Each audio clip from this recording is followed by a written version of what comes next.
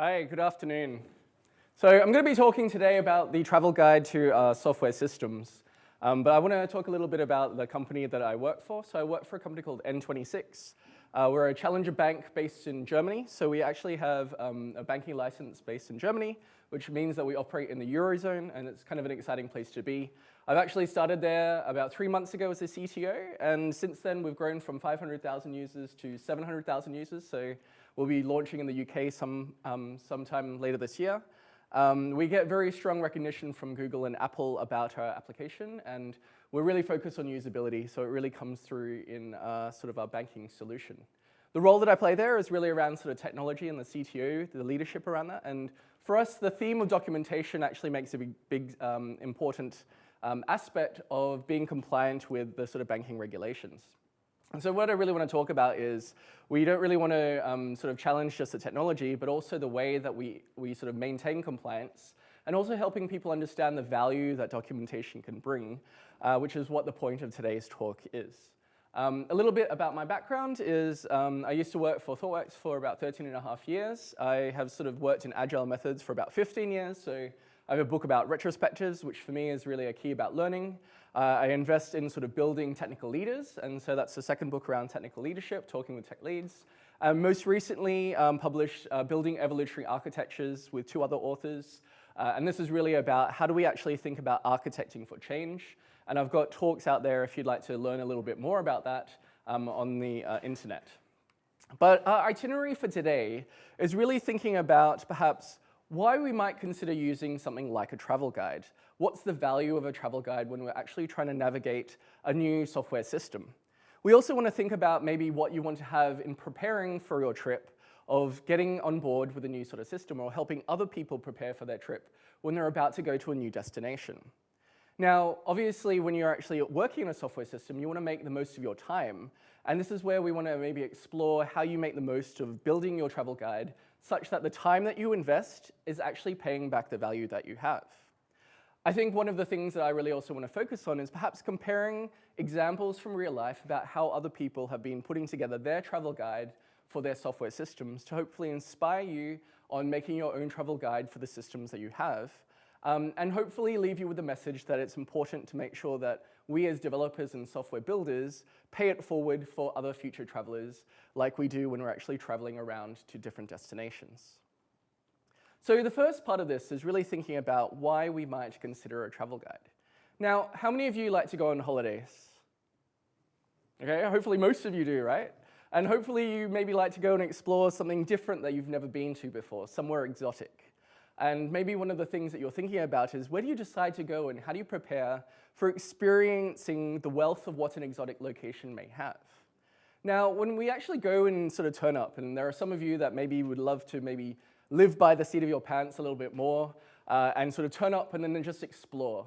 And often you might end up in a place like this. You find yourself on a street in a foreign town. And maybe if you're like me, maybe you're a little bit more cautious about where you turn up, particularly as the day turns into night and the alleyway that looked very promising is now starting to look a little bit scary. And so you're starting to think about, in this new foreign land, maybe you're starting to question, well, where am I? So where am I as part of this sort of software system or this new town that I'm actually in? More importantly, am I actually safe where I am? So I've traveled a lot to places like India and Brazil, and it's really hard to sometimes know if you're in a safe place if there's no one around you in some sort of side street. You want some sort of guidance. Now, if you're going to a foreign sort of country, perhaps where English or your native tongue isn't spoken, you have to think about, well, how do we actually communicate with people? What are the customs and cultures that we have to understand so that we don't sort of violate or upset people, that we get along, and that we can actually openly communicate with the things that we actually need to have? And also, how do you achieve your goal? So when you're on a holiday, some of you may be there to see the sights. Some of you may be there to actually meet locals and sort of experience and live local culture. Now, in any sort of holiday or journey that you have some sort of task. And the question is, when you're on some sort of side street, where do you begin with your particular goal? Now, if you're like me, one of the things that you're kind of thinking about is how does this actually apply to us in software systems? So I've seen a lot of different teams, and I've seen the way that a lot of people sort of onboard new engineers. And it's kind of interesting because often one of the first things that people have is that, we want people to write code, get it into production, and so they ask people to sort of set up their account and sort of check out the code, and it looks a little bit like this. Okay, so they're looking at code and they're kind of trying to understand, what does this actually mean? And then they maybe start scrolling through the code, trying to decipher, what is the context of this? Now, can anyone have a guess as to this kind of famous code base that some of you might be familiar with? I'll give you a hint. It's one of the largest code bases out there that's used quite heavily. Yeah, so it's the Unix kernel, Linux kernel. So it's more than 200 million lines of code. And what I've shown you is only just a small portion of it. So excluding comments and white spaces, we have 19 lines of code. So imagine yourself as a person who wants to contribute to the Linux kernel. Where do you even begin to even navigate yourself to understand how you contribute to something as massive a scale as this kind of project? You need something to help you navigate your way around and to orient yourself such that you can be really productive. And this is definitely the experience that new engineers have when they join a new team, when they join a new industry, and even when they shift around in a new company to a new sort of part of a different system. They have lots of questions that they have to answer to sort of orient themselves around. And so this is kind of the whole point around thinking about when you land in a new place and when engineers join a new project, you want to be able to give them a travel guide to help them orient. Now, like all travel guides, there's different types of sort of formats. So obviously you have like your personal travel guide that you can take with you, but you also have lots of different sort of electronic or book type travel guides. And we want to explore perhaps the idea about what makes a really good travel guide so that people are really prepared to make the most of their own particular journey.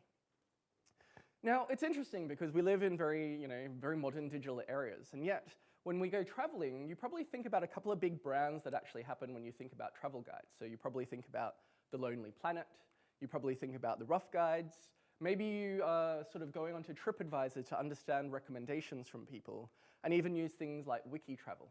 And so it's really interesting because even though we have so many different types of applications out there, sort of mobile phones with like internet, we still rely on things like this because there's a value to it when something is super foreign to where we are.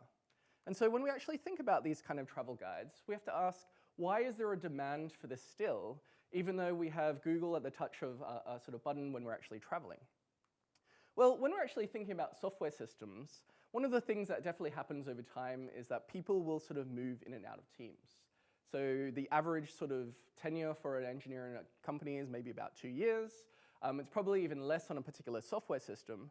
And so we have to actually think about this kind of constant sort of churn of people coming and going on particular projects. And we want to make sure that each new people that sort of join a particular team are really prepared to understand what's happened before them so that they can also contribute really effectively to the current sort of system.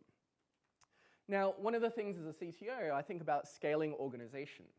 And when we actually think about sort of personal tour guides, it's very sort of personal, but it also doesn't necessarily scale to the number of people. So when you have an intimate sort of personal tour guide, you can scale up to maybe a group of sort of 15 or 20 people.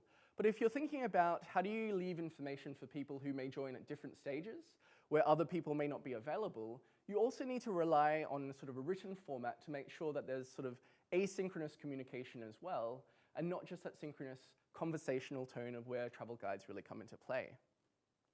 I think one thing that I've recognized over time as an engineer is that everyone is very proud about the systems that you all build. We all like building things, seeing it being used by people. And so one other aspect of the travel guide is also thinking about how you leave a legacy.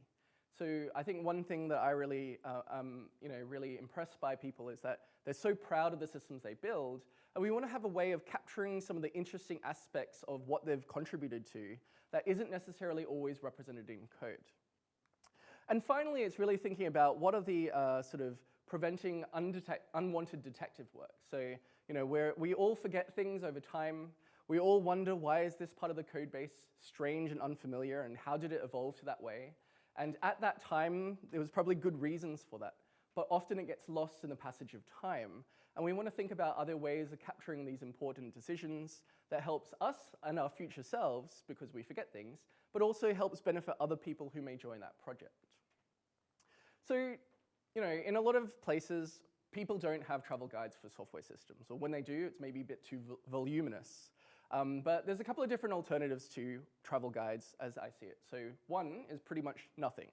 So a lot of people don't actually write any documentation for the systems they have. They assume people will join their teams, they'll learn everything, absorb through osmosis, and then maybe after 3 months, they'll still have questions about what's happening, and people don't really have much of a sort of support framework around them. There's another thing that probably resonates with the sort of NDC conference here, which is the idea of Viking tales, right? Of we gather around a campfire and we tell you all the stories of what happened to the system over time. What were the battles that we fought, that we overcame?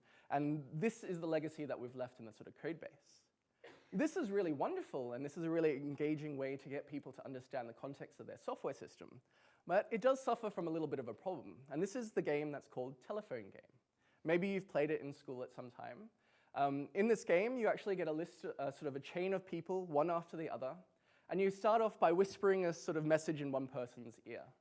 And the goal of this is for them to sort of whisper it to the next person down the chain, and then to see at the end of this chain, what is the message that appears. What often happens is that we hear something, and it's not quite exactly what somebody had said. And over this telephone game, the message transforms into something very different. And this is one of the problems with a sort of oratory history of systems, is that the details, and sometimes those important details, morph. It's unintentional, but it's what we do as humans about we take things in, we filter things, we transform them in our own sort of mental mindset, and then we express them in our own words. It's not malicious, but it definitely happens, and as a result, we lose context over time. We end up with grand fables, but some basis may not actually be on truth. Now, I'm a big fan of agile software development. I talked about doing sort of agile software development for 15 years, and I have to admit, I think this is a little bit to blame. So, I think we've gone really well at sort of thinking about continuous delivery, automated testing, working small sprints or iterations. But I think there was one thing on this sort of manifesto which was kind of missed out, and this is this statement about working software over comprehensive documentation. Now, I have the feeling, based on working with lots of different teams over years, is that a lot of people interpret this as working software over documentation, not over comprehensive documentation. The code expresses everything that we need to say. You don't need anything else. Why do we need to write documentation? It's a waste of time. We have whiteboard diagrams, and that's enough. And what I'm trying to do is really highlight the point that there is a certain level of value that documentation has. And we need to think about what that value is and make sure that we address those bits that help other people in the future and help our future selves as well when we come back to parts of the system that we haven't really encountered. So hopefully we've had a thought about maybe in your context how a travel guide could be useful for future team members or your future self. The next question, I guess, is, well, you have a travel guide. What are the elements that make sense to put into this? What do we need to prepare ourselves to make a really good sort of travel guide? And I'll go through different types of elements that you may consider. They're not necessarily elements, but you may think about why it's important to capture these details and make sure they're available in some format. So the first one is really about the history of the system. Now, what's really interesting about software is that we don't build software because we feel like building software, unless it's your personal project. A lot of the time, software is built because they're there to solve a particular problem. We're there to maybe automate something. We're maybe there to help visualize rich sets of information. And so what we want to think about is what's the context of how our software is being used? Who are the users of the software that we're aiming for? For what business value or purpose is it? Now, you can't really necessarily go to a single line in your code base that explains here is the purpose of the system. And so you want to think about how do you frame that context such that when new people come on board, they understand why they're contributing to the system that they're working on.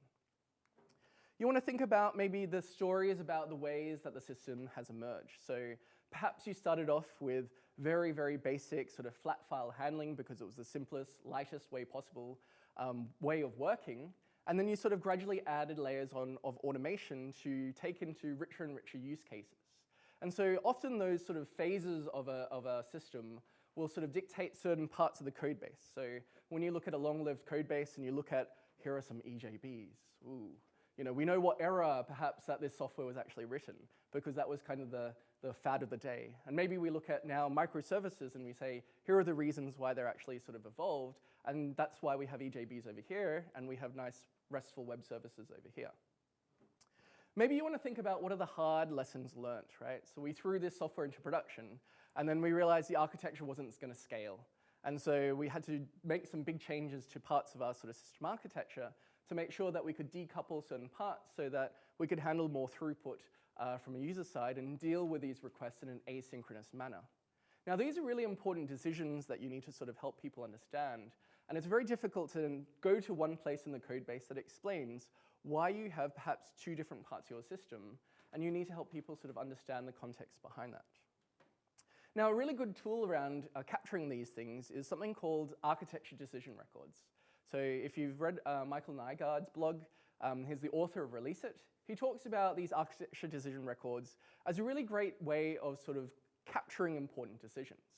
So you might think about, what is the situation that you're actually facing? What are the solutions that you've explored? And perhaps what is the solution that you ended up picking, given pros and cons? Now, in the sort of Java world where I've spent a lot of my time, I think most people have realized the plethora of sort of logging frameworks to the point where we have a framework for logging frameworks to hide us from the abstraction of all that complexity. And perhaps in parts of your code base, you may have different sets because they've been evolved at different times. And so you can talk about maybe why the choice of a library was actually picked, and the choice of maybe moving away from an older library to a new library as part of architecture decision records. Now, what's interesting is there are also tools out there. There's a sort of command line one called ADR tools that allows you to capture these decisions and store them against your sort of source code repository. So they are actually aligned with your code base as well, where people can actually see the decisions as they're made and making sure that there's a sort of written history of what their significant decisions are. Now, another thing that often happens with systems is that we never have time to make it perfect. We have some form of this sort of code that we don't like. We know that this sort of area is suboptimal. And my experience with working with new developers, they'll come in and say, why is it like this? Whose great idea was it to build this pattern in this sort of format? And what's really helpful in this case is actually talking about this and being very open about, here are areas of our system that we don't like, that we know need improvement. And it's kind of putting the sort of dirty laundry out to air, is that everyone knows that it's not great, but we have plans to maybe fix it. And maybe you can help us fix it together, rather than somebody sort of being very critical when they sort of come in. And so helping people understand maybe parts of the code base which are maybe the direction that you want to have, knowing that there are parts of the code base that are less ideal, will help people orient around which direction they should be heading in. And so these are some of the things that you might want to think about when you're thinking about the history behind the system that you're actually working on. Now, another useful element of a travel guide is really things about facts. So when we're actually thinking about a real city, we want to think about maybe how big the city is, what currency they use, useful sort of tips and tricks. Now, in software systems, what's often not so obvious in sort of code are these key domain concepts. So working in sort of a payments group, there are important things about transactions, transaction codes, and the ideas about debits and credits and all these types of exceptional types of transactional flows. Now, if somebody who's never worked in that domain before comes in, they can read the code and they can understand these terms, but they don't really understand what the meaning behind the terms are. And so what's often very useful in a travel guide is a little bit of a quick start guide to the domain in which you're actually working in, so that people understand the context of how the code is actually written. And so that's where domain facts can be really useful. Another one is really around domain vocabulary, which is thinking about what are those key words that people come up again and again. And each of your domains will be very different. So when you're thinking about sort of advertising, there'll probably be things like price per click and customer acquisition and sort of funneling things that will be expressed in the software that you use. And until people actually know what these key trigger words are, it'll be very hard for them to orient themselves around the sort of system and understand the relationship between them. Now, as much as I really dislike acronyms, I'm also realistic that we'll never get rid of them. Every organization has their TLAs, or three-letter acronyms, sometimes 2 or 4 letters. And it's really simple to simply have a wiki page or something that allows you to compose all these acronyms. And people will absorb these over time and it'll become part of their sort of working vocabulary. But for new people, it can be really intimidating when people are constantly talking about these shortened forms. And you can help accelerate this by making sure that there's a reference of some sort. I've worked in organizations where Slack bots actually respond to acronyms as well. So you can sort of say, what is this TLA, and then it'll come back with a response as part of the help for a person. Another thing about useful information is really think about personas. So there's different types of roles in our systems that we often have. So you'll often have your sort of public users, but what's often happening behind the scenes is you'll also have different types of users who use different elements. So you'll probably have people who are like administrators, who are super or uber users who have access to special functions that no one else has access to. You probably have maybe some operations people who have a sort of way of dealing with maybe manual edge cases or exceptional flows. And it's useful for people to understand and map different functions of a system to those users. And once again, it's one of those concepts that doesn't really sort of get expressed easily in a single place in a code base, but you can help people understand who these personas are as to who the users of your system will actually be. And then what's really useful is actually an overview of common use cases. So what's the normal flow of someone going through a particular system? So if you're building some sort of website checkout process, it's quite simple to probably give people an example of the steps that someone would have to actually check out and pay and then sort of invoice. If you're thinking about some sort of reporting flow, perhaps you want to actually think about the stages that some sort of request would go through about information collecting to get to that sort of final presentation of that report. And so it's really useful to sort of give maybe 2 or 3 example cases that allow people to understand what's the common flow through the system, and that helps people grasp a really good overview of the whole system as a whole very rapidly. So we've talked about history, why the system exists. We've talked about useful facts, things about the domain. The next element is really about the culture. And this is something that often, once again, doesn't get represented in the code base. Now, every team I've worked with has its own distinct culture. And it's very interesting when you have a new person come into that team, because you often have perhaps different sets of cultures coming together. And that can be sort of conflict. And so one thing that often comes up is, do you actually have coding standards? And this is like one of those things where if you don't have coding standards, it's probably one of the most contentious things that happens with pull requests or code reviews, where people are saying, no, well, you need to make sure you have brackets on this line versus that line. We want fully expanded variable names versus shortened ones. And it can lead to a lot of wasted time. And so by simply saying, here is the culture of how we appreciate code for this project, people who come in, they might debate that standard, but at least it's clear to them as to what is expected of them. Now, one of those other sides of culture is really the process of how do you actually do code reviews if you actually do code reviews. So some people will perhaps prefer a more asynchronous method of doing pull requests and commenting things, and maybe not like the sort of synchronous side of perhaps a physical in-person code review. Other teams I've worked with prefer to do away with code reviews altogether and just do pair programming. So you do continuous code reviews all the time, and then you can commit code at the end with the sort of names of the people who are actually working on that code at the same time. So it's important to help people understand if they're going to be productive, how do they contribute to the system really effectively? And once again, one of those elements doesn't really happen expressed through the code itself. The next one is maybe a little bit more interesting, which is really once you get beyond coding patterns, you also tend to have conventions in the code base. So as a system evolves, if you're refactoring very well, what you'll find is you'll end up refactoring to a set of patterns. So there are a set of common problems or use cases that happen, and in your code base, you may have common ways of dealing with that. Perhaps you use the command pattern, because you have to deal with certain types of codes and making sure that you respond to these codes in certain ways. Perhaps you use some sort of template pattern to make sure that things are done in a very consistent way and that steps are always done in sort of this template mode. It's very helpful when people come in to sort of recognize, this is the common problem in this area of the code base, and therefore these are patterns that we use. We use patterns as a way of learning really quickly, and we can help new people come on board by expressing them. I think it's also kind of telling if you don't have patterns in your code base or conventions, perhaps the team isn't actually refactoring things well enough to come up with common ways of solving these problems. So that tells you also something about your system and the culture that you have. Another sort of common thing is really about this development process. So how do you actually work with other people in your business?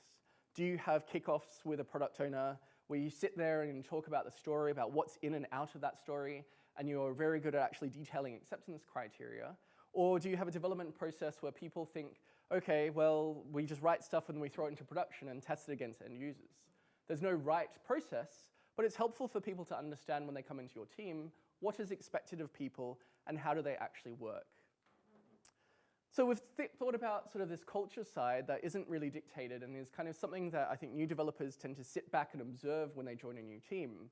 And what I'm hoping that you might think about is being a little bit more explicit to help people understand what that culture is.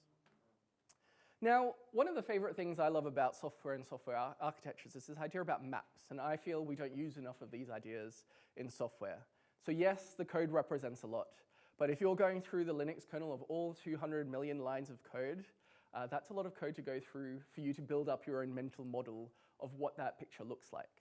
And so this is where you want to think about what are the maps of the system that you have. And I'm talking about sort of architecture diagrams. Now, there's no one right way and no one single diagram of what you can picture when you're thinking about a software system. There are different elements to that. I'm a big fan of Simon Brown's C4 model. So he talks about what's the context of the system. So if you treat your system as a black box, what are the external systems or external people that it interacts with? And then once people understand that, you can sort of explode that box down into the containers. So what are maybe the microservices, deployable artifacts about how they interact? And then once you sort of get that picture understood, you might explode one container into components. So what are the key components in that sort of container for people to actually operate as well? Now that's one view, which is kind of your logical, perhaps, architecture view of your system. But there are many other perspectives of the system that make sense to help people understand. So I'm a big fan of perhaps sequence diagrams as well. So in a lot of systems, there's kind of often a real critical flow of maybe how things should work between components. And by looking at a static diagram of just how things work, somebody can't really detail how do these components actually work to fulfill a particular use case. So you can actually overlay sequence on top of a container diagram as well with arrows and the numbers to help indicate what's the flow of that. But sequence diagrams are useful because we like to understand how things work in a sequential fashion. I think flowcharts are also another great way of actually thinking about how do systems work, particularly when you're dealing with state and information. So when you're actually dealing with somebody's personal account, perhaps there are ways that that account evolves over time depending on rules. So it might get suspended under review before somebody actually does something to reactivate that account. And those kind of logical views of something in the domain can then be mapped into each of the sort of either screens or services that back each of those steps. So people have another model of looking at the code base and projecting their own thoughts into different parts of that code base. So once again, these maps are helping new people orient. The final kind of tool I've written up here is really about this idea about CRCs. So if any of you come from XP backgrounds, CRCs are this idea about using cards to represent the ideas of collaborating classes. So you talk about what's the class on a particular card, and on a card you talk about what its responsibility is. And then you talk about how it collaborates with other classes, and then you form your kind of group of classes that help you understand how they relate to each other. So it's a really great way of doing a design technique of discussing, does this class actually have this responsibility, or should it have this responsibility? And maybe there's some way of sort of exploding that out as well. And that's another sort of tool that you can use to help people explore important parts of your particular code base. So hopefully you think about the maps that you use, the architecture diagrams, the visual models to help people see different perspectives of your system. The second final point about your travel guide is thinking about what are the sites in your particular travel guide that you actually want to have. Now, when you think about sort of a large system of some sort, if you follow Pareto's principle, you have probably a lot of the system used in only a small part of the code base. And so this is kind of things that you actually want to think about. What are the key areas that somebody should know when they first join your application? So you might think about what are the landmarks in your code base? So what are the parts that are often the things that people have to touch on a daily basis? So that rules engine over there, no, we never change that. That only really happens maybe once every sort of 6 months or something like that. But when you're actually dealing with the main flow of whatever business logic you're dealing with, there's a part of the code base you're probably dealing with more often that people really need to know and need to spend their time coming up to speed with as a result. Now, there are some areas that are more important to others, so you can help people understand, okay, this administration area, it's used by 2 people. It's not necessarily as important as some of the user-facing features where most of the traffic is going through our system. And so people can maybe start to prioritize also where they spend quality and the time of improvements. You might think about, as you go through your system with a sequence diagram, what are the most commonly traveled through parts of your system, and help people get accustomed to that. So one of my most favorite onboarding tasks is actually to give somebody a small task that allows them to expose them to each layer of the sort of system. So they get to understand everything to do with the sort of user interface, everything to do with sort of business logic, something to do with sort of persistence, and maybe communication out to another sort of external system. And from that, they get to start to picture how these things all interconnect, and they can be a lot more productive. And once they understand that basic flow, you can give them more complex tasks to understand other parts of the system once they have that understanding. So think about, what are the worthy things in your code base that people should actually know? Now, finally, I guess like every sort of town or new foreign place, we go there for a good reason. And this is really thinking about, what are the fun elements of your system? So I think all engineers have a certain level of creativity that they like to put in. Sometimes they're about Easter eggs, sometimes they're just fun facts about the system. And so think about some of the things that would be kind of nice. Maybe there's some historical reasons why parts of the system are named after some sort of pet animal because of somebody who worked on that 3 years ago. Think about perhaps interesting areas of the system. So things that are very unusual, maybe algorithmically really complex because they had to solve a particular performance problem. So these things are kind of areas that other engineers would like to know about, and it's helpful to help give people anchors as to where they might go in the code base to navigate themselves around that.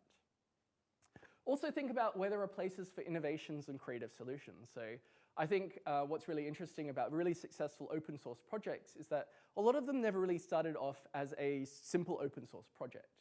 A lot of the successful tools are things that have been extracted out of existing systems because they solve this common problem. And often what happens over a system over time is that there'll be something that kind of stabilizes to solve a particular problem, and you want to maybe extract that out of a particular system, and there's an innovative solution out of that. So think about these kind of 6 elements about what makes up your travel guide. You don't necessarily need to think about making sure that every travel guide has all of these elements, but think about what makes sense for the systems that you're building, and do just enough to make sure that people have some context when they join your particular software system. So we've thought about why we need a travel guide. We've talked about what we need in a travel guide. Maybe we need to think about, how do we make the most of our time preparing this travel guide, and where do you actually start?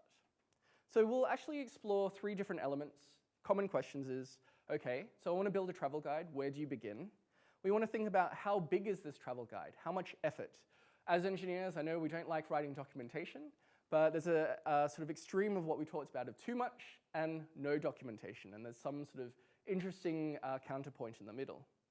And the next thing is really thinking about a process to keep the documentation living and up to date as well. So I know that it frustrates everyone when they open up some sort of Confluence wiki page, only to find out it's all out of date, and it frustrates everyone, but it happens. However, there are still some probably relevant points that are on there, and you need to have some process to keep it fresh. So in terms of starting points, a really good way of thinking about it is asking the question, what's valuable for other people? The hard bit about this is that we can't answer that. We actually have to ask other people, what would they like to know about that system?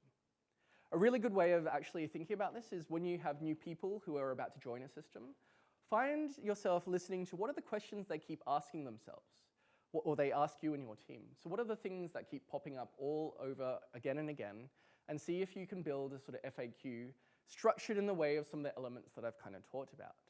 It doesn't necessarily need to be deep or comprehensive, but it'll sort of stop you from having to repeat yourself over and over again, and it also helps people read up once you've actually given people the answer as well. So you can think about it as answering commonly asked questions. The other side is maybe to put yourself into your picture of, if you left your system and you came back in 2 years' time, what are the things that you would like to have had when you come back and you see the many, many lines of code that you're sort of unfamiliar with and how things have evolved? So help your future self and ask yourself what you would like to have when you come back to that system. Now, when it comes to size, I think it's really hard because there isn't really a clear number that I can give you. Instead, I can give you a sort of function of thinking about how you think about your investment of documentation and the size of how much effort you put into. Now, one of them will be about the history of this particular application. So if it's been long-lived for a long time, then you probably have a lot more context that you want to capture to help people understand why that system actually exists. Maybe it's thinking about the sort of population. So a system that is edited by 2 or 3 developers means that the code won't be so big. But if you have a team of, say, 20 or 30 people contributing to the code base, you have a lot more changes happening to that more rapidly and growing in a much more regular fashion that you probably need more guidance to help align people as well. And so you might actually take that into account when you think about what information you want to capture. You probably want to think about the sort of degree of change. So when I think about software systems, there are some systems that are very stable, nobody really touches them, and there are some systems that are constantly changing all the time. And so for things that are constantly changing all the time, you probably don't want to invest too much time as it's changing to sort of keep that documentation up to date. You probably want to capture it at significant changes and phases to say, okay, we've done this kind of maybe transactional improvement, and you wanted to capture the improvements in that sort of architecture. Or maybe you've worked on breaking out that monolith into smaller services, and you've succeeded at breaking out one of the bigger services out of a big monolith. Those are really good trigger points to say, here's a good snapshot to sort of capture changes to documentation. You also probably need to think about speed of change as well. So if you're rapidly changing and experimenting with a system, prototyping something for end users and testing a market, you probably don't need to invest in documentation until you've actually found a market fit. And then you find that things have actually stabilized as well. So for any of you that have been working in sort of startup environments, then you know that you don't really want to do a lot of documentation very early because you'll end up sort of rewriting a lot of it very rapidly. But once you've found your sort of end user, then you probably need to start capturing some of those decisions and maybe explaining why some parts of the system are really messy because of the things that you've tried. And finally, another function is really about the domain complexity. So if you have a very complex domain, so if you think about, say, a medical domain, where there are very complex relationships between sort of terms and what they mean to each other, then you probably need to make sure that you invest a little bit more information capturing that to onboard new people. If you're dealing with maybe a more of an e-commerce retail checkout process, you probably don't need to spend so much time on documentation. So the hard bit about this sort of function is that you probably have to think and discuss as a team what's the right fit for the system that you're actually building and what makes sense. And so you can kind of think about it not really as a number, but you can kind of think it as a scale of smaller versus larger and how much effort that you actually invest as part of that. So if we think about bringing this back to the analogy of a true travel guide, one of the interesting things is when you look at the Lonely Planet or the Rough Guides, thinking about something like a travel guide for London versus Torquay. So we know that London has a very large population, has a very rich history, and it's constantly changing all the time.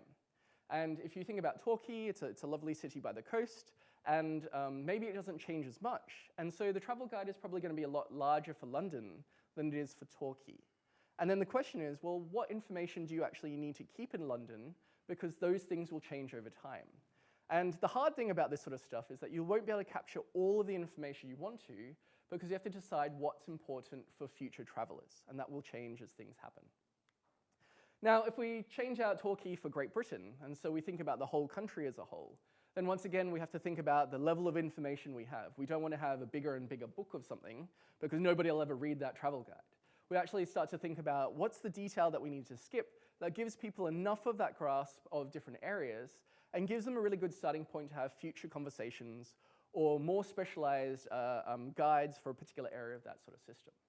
So I really recommend that you sort of use this analogy to think about not just writing documentation because of all the sort of sections that we have, but thinking about what's the right level of documentation you want to have relative to other systems that you have in your sort of organization and keep it as lightweight as possible. So the key message here is really thinking about this idea about value over size. So thinking about what will be valuable for new people and making sure that you test on other people. I like this quote about writing. I would have written a shorter letter, but I did not have the time. And this is very true for our travel guide, is that it takes effort to put together a really succinct travel guide. And this is maybe one of the reasons why a documentation in sort of engineering isn't done so well, is because we have a lot of pressure to sort of write something, and we don't have a lot of time to sort of edit it and come down to what is the essential message we want to sort of transmit. So we've written lots of sort of systems, but we know that they don't really stay stable. And I guess what's interesting is neither do cities as well. So if we think about New York City, what's interesting is that The Lonely Planet is now up to their 11th edition, and it'll be released sometime this year. And the last edition was 2016. And this is true about anything that we capture about anything in the written form, is that as a system will change, we know that that will get out of date. And therefore, we need to build in a process of actually updating this as well. Now, in the Lonely Planets guide, we know that there's enough people who are going to come and visit the system that it makes sense to update it all the time and keep it relevant. Now, here it's about a 2-year gap. I'm hoping it's not a 2-year gap when you update your sort of documentation for your systems, but you have to think about, I guess, the number of people coming on board. If you have more people joining, it's probably a really good time to actually thinking about refreshing the documentation to make it really relevant for the people that are coming on board. Before anyone stops working on a system, that's another good time to think about maybe capturing an update to reflect what were the changes to that system that will be of value to the next people that join when there's new work to be had. And so one of the things to think about is really this process of thinking about reviewing what you have as documentation, thinking about what would be useful for new people, actually generating and then testing it against a new person. So my favorite way of actually updating documentation is actually through onboarding new people. So we get people to sort of go through wiki pages, they'll have other verbal conversations, and then we get them to sort of update the documentation to make sure it reflects the current set of conversations. And if you have like a constant trickle of people on a particular project, then that can actually work out really well of keeping that documentation up to date. Now the key thing here is really coming back to this idea of Pareto principle, so the 80-20 rule. So not trying to capture all decisions, but really trying to capture enough of those valuable things that don't get expressed in code, that give people enough sort of pointers and indexes to talk to people or to find out more information about things. And this is actually one of the reasons I actually like sort of wiki pages, is because you're not stuck to a sort of linear format that a book has, is that you can actually think about how do you sort of jump out to different parts, and then you can sort of relink back and it becomes a little bit more circular. But the key part is really thinking about what process do you have in place to make sure that you review this. And I've seen a couple of different ways that teams can do this. So one can be making sure that every 3 months that there's, if you have user stories, like a documentation user story, to make sure that you do some sort of review. I've seen other places where teams will sort of rotate and they sort of try to learn about another person's system. And in that process, both teams are encouraged to capture the information and then update the wiki as well. And so it's a good way of actually both learning about other systems, but also having a process to review and to test your travel guide in action. So I've talked about a lot of theoretical type of ideas, and I sort of wanted to give a couple of examples about well-known sort of projects out there that I think do pretty good elements of this travel guide in practice. So the first one is probably Selenium. Does anyone use Selenium here? Okay, so for those that don't use it or don't know about it, it's actually quite an old project. So it started in 2004, and it's about a web automation tool. So this is really the idea of really how do you test web pages. It's now being combined with the WebDriver project to allow people to help drive elements, and that's becoming a W3 standard. And it's probably one of the most widely used web testing tools. So if you've done any sort of web testing, this is probably something that you run into all the time. Now, it's really interesting if you go to their website in terms of going to their documentation. And some of the things that they have are actually some good elements of what I would consider good for a travel guide. So they talk about to automate or not to automate. So the context about why Selenium exists. So if you've never heard about Selenium, do you actually want to use this thing? Well, go and read about the history of it and understand why it actually happens. There's also a brief history of the Selenium project. And because of things like combining with WebDriver, there are some interesting architectural elements that don't seem obvious when you sort of think about how you would build a web testing tool. But because of the history of how Selenium evolved, it kind of makes sense about the architecture behind the scenes. And if you start to use it, some of the elements that you actually have. Who's used Eclipse here? Hopefully most people have used some form of it. Maybe some of you maybe used IntelliJ. So it's a really widely used IDE, but I guess what's interesting is that it's not just an IDE, but it's a plugin architecture for supporting other things as well. So other people have built products based on the Eclipse sort of framework. And if you've ever tried to use it, it's very confusing, I have to say. But it is the basis for many other products. I guess what's interesting is, in order to really understand Eclipse, is that you have to really understand some of the key concepts they have when they think about how they load dynamic components and how do you deploy things. It's not a very, what I would say, intuitive way when you actually think about things. So some of the key concepts that they have in their sort of documentation is actually a whole section based on concepts. So before you start thinking about building an Eclipse plugin, you probably actually want to read up on the concepts because it won't be as intuitive as simply writing something and then finding some API to call it. You have to make sure that you package your plugin properly to make sure that it has the right sort of information so that it can be picked up by the framework and that it can be registered. There's all these concepts that you first have to really understand before you're going to be really successful. And they know it's really complex, which is why they've got a whole section trying to explain some of the concepts there. Now, Eclipse is also really large and voluminous, so depending on which version of Eclipse and which edition and the framework, there's a whole bunch of references there as well, so you can sort of navigate around. And then even just the IDE itself is kind of complex, so they've got a whole tip around navigating so your user interface as well. Who's a user of Firefox? Not many? It's good for open standards, so highly encouraged. So it's the alternative open source browser. I think it's interesting when you trace Firefox all the way back because they were really against sort of IE dominating the web. And I think they're also really contributing to it now as well with Chrome and some of the things that they're trying to do. So big supporter of Firefox. And their real big focus is on sort of open standards and shared open standards. And I think what's really interesting about it is that there's a very large community around the space. So people who write plugins, people who really contribute to this. And what's interesting is their documentation about how they set up. So people want to contribute to the Firefox platform because people want to have an open web. So they have a whole section which is about getting started. So a step-by-step beginner's guide to getting involved with Mozilla. And this is really interesting, right? Because we want to have a really successful open source project. And so a good way of doing this is by helping people understand what they need to have to get going straight away. Now, one of the interesting things about Mozilla is that they have a very strict sort of development process. And unless you actually work with people, it's a very distributed kind of foundation. They have a whole thing here about development process overview. So if you think about submitting a patch, there's a process they want you to follow in order for you to be successful at getting your patch actually accepted into Firefox as well. And they're trying to help you understand what that process is as well. There's a whole section on working with Mozilla source code, so starting to understand how they structure certain parts of their source code so you can start to be productive at actually generating code. And then also build instructions. So if you're actually going to test and build your system, how do you successfully do this really rapidly?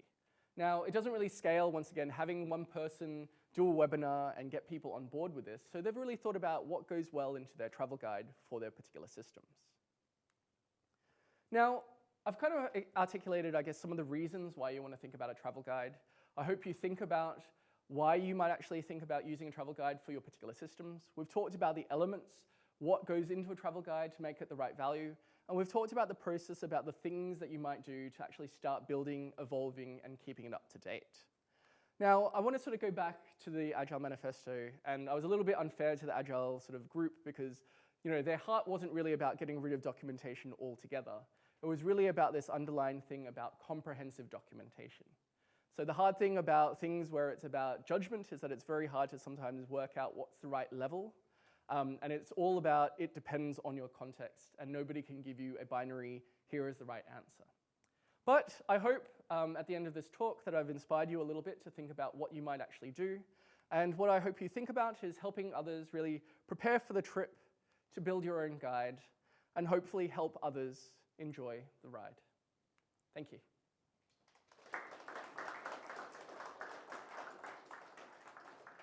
We have some time for questions if anyone has any. You answered all the questions that I had possibly. Okay, that's good. All questions answered. You've obviously got a need for this, but you've got nothing in place. You did cover starting points a little bit, but where would be a good starting point number one to kick off this process, do you think? Yeah, so if you don't have anything in place, what I would actually say is when you think about preparing for onboarding a new person, that's a really good time to actually start doing some of that stuff. So I think what's really interesting is that you can start building this in a very lightweight fashion.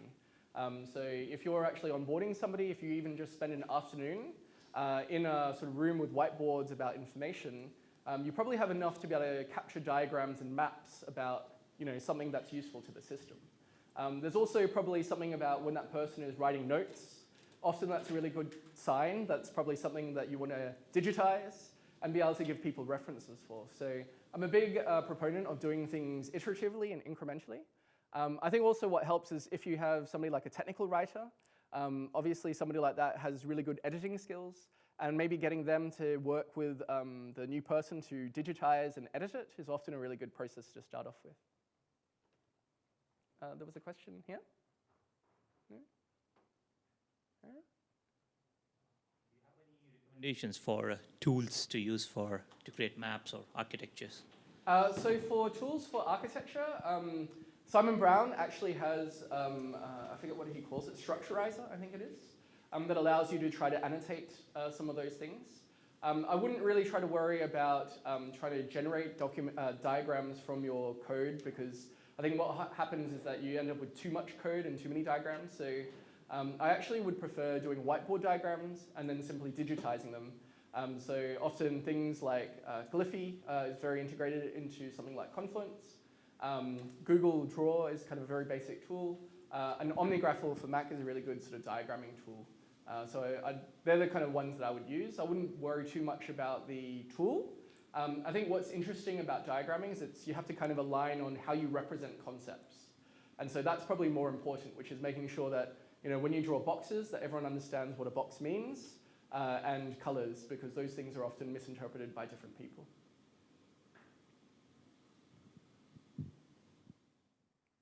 Okay, well, thank you very much, and I hope you enjoy the rest of the conference.